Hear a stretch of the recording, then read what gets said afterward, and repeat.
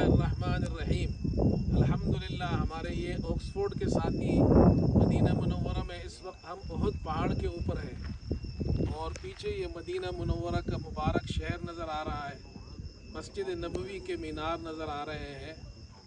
मैंने साथियों से भी दो बातें की और आप हजरात से भी ये करता हूँ।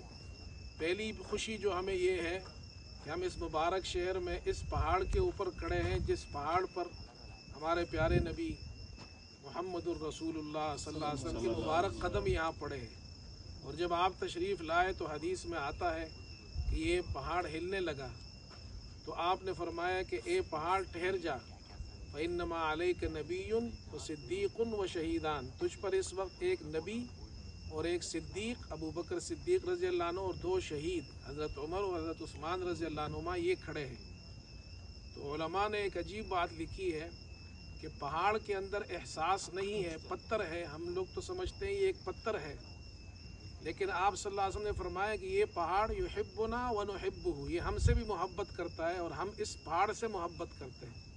तो इस पहाड़ से मोहब्बत करना ये सुन्नत है और ये पहाड़ हुजूर सल्लल्लाहु अलैहि वसल्लम से मोहब्बत करता था और करता है। तो जब पत्थर हुजूर सल्लल्लाहु अलैहि वसल्लम से मोहब्बत करते हैं उनमें ये एहसास है। ए इंसान, तेरे सीने में दिल है जिसमें एहसासात है, तुझे कितनी ज़्यादा मोहब्बत करनी चाहिए।